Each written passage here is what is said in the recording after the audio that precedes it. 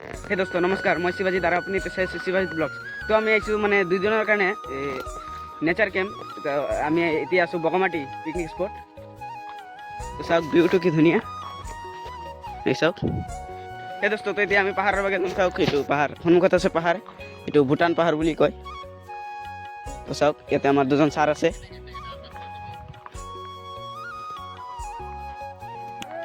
এই চাওক কি ধুনীয়া পাহাৰ,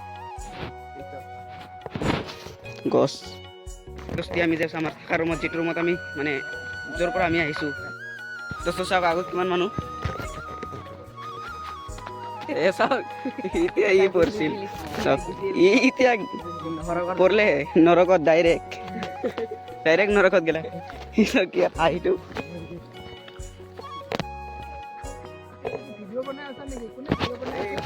আপোনালোকে হয়তো ভাবি আছে আমি ইয়াতে কি আছোঁ, আমাৰ অহাৰ উদ্দেশ্যটো কি। তো এই কথাটো মই আমাৰ যিখন কেম্প হৈ আছে তাৰ এজন শিক্ষকক সুধিম। তো ছাৰে হয় শিক্ষক মানে। তো পিছত আহি আছে ছাৰক সুধিম মই, ৰ'ব। তো মই ছাৰক সুধিম মানে আমি ইয়াতে কি আহিছোঁ। ছাৰ আপুনি অলপ কৈ দিয়ক আমাৰ ইয়াতে উদ্দেশ্যটো কি। Thank you. আমি ইয়াতে আহিছোঁ, এইটো নেচাৰ কেম্প।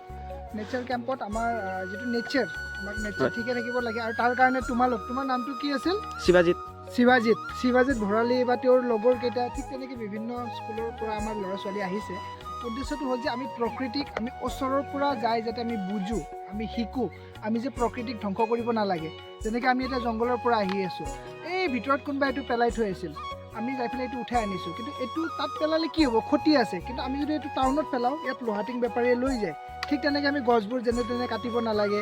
আৰু এই অঞ্চলটো বিশেষকৈ হাতীৰ কাৰণে বিখ্যাত, গতিকে আমি হাতীৰ কাৰণে আমি ঠাই এৰিব লাগে, আমি গছ ৰুব লাগে। গতিকে আজি আমি ইয়াত গছ ৰুব গৈছিলোঁ, যিবোৰ হাতীয়ে খাই ভাল পায়, গতিকে তেনেকুৱা ধৰণৰ। গতিকে এইটো আমাৰ নেচাৰ কেম্প, আমাৰ আৰু চলি থাকিব।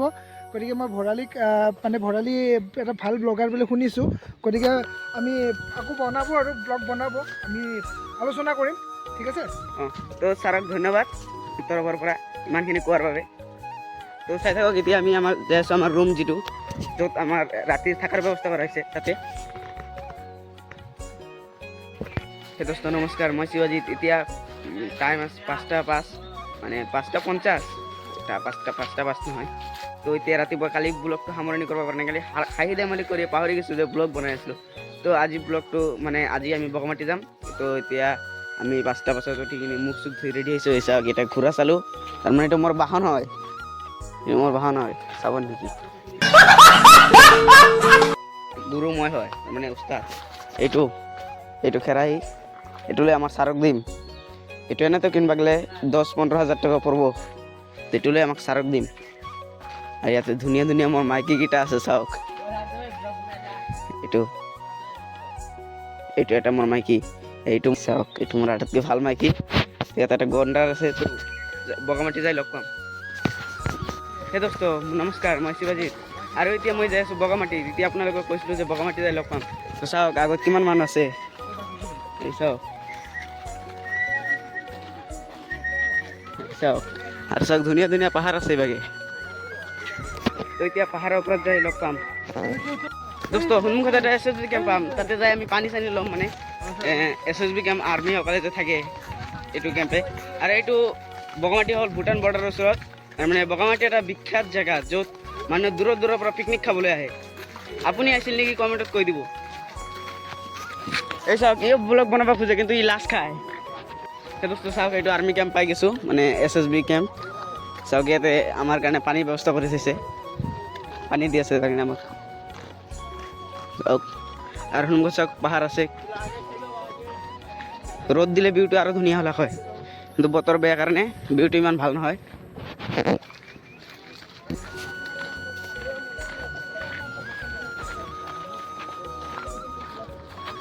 চাওক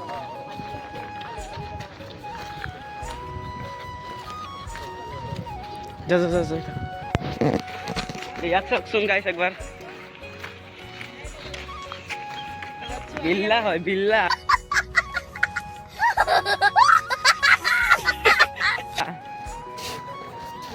চাওক কি ধুনীয়া ভিউ। এই ভিউটি আপুনি ক'তো নাপায়, মাত্ৰ বগামাটিত পাব। 1.5 কিলোমিটাৰ খোজকাঢ়ি পাই গ'লোঁ বগামাটি। চাওক বগামাটি, এই চাওক বিল্লা, এটা বিল্লা। এই চাওক পিছ ভাগে আহি আছে দুজন, এই চাওক কেনেকৈ হাঁহি থাকে। তো কোনো লাজ নাই গাইজ, ব্লগাৰ মানুহৰ কামেই কেইটা ব্লগ বনোৱা। তো চাই থাকক বগামাটিৰ এক্সপ্ল'ৰ কৰিম, মানে এক্সপ্ল'ৰ ভিডিঅ' দিব খুজিম আপোনালোকক সম্পূৰ্ণৰূপে। পাৰোঁ না নাই এইটো গেৰাণ্টি নিদিওঁ। তো চাই থাকক ব্লগটো। এই চাওক আমি তললৈ নামি যাইছোঁ, তলত পাহাৰত উঠিম। তাৰপিছত গাইজ এইবাৰ কিন্তু হাতী আহে, হাতী হাতী চিনি পাই না নাই? হাতী, এলিফেণ্ট। এই চাওক ই কি কয় চাওক গাইজ, এইটো বোলে হালধীয়া মাটি। এই চাওক পানী ছিটকাই দিয়ে, ই কি অভদ্ৰ ল'ৰাই। চাওক ব্লগ বনাই আছে, চাওক এই চাওক ব্লগ বনাই আছে। তো গাইজ চাই থাকক ব্লগটো ধামাকাদাৰ হ'বলৈ। সেই দোস্ত আমাৰ পাকে পানীৰ অভাৱ, আৰু ইয়াতে চাওক কি ধুনীয়াকৈ পানী বৈ যাই আছে, নিৰ্মল একবাৰে চাফা পানী। তো দোস্ত বগামাটিৰ ভিউটোতো চালেই, আৰু কি ধুনীয়া ধুনীয়া গছ গছনি। তো আজিৰ কাৰণে ব্লগটো ইয়াতে সামৰণি মাৰিছোঁ।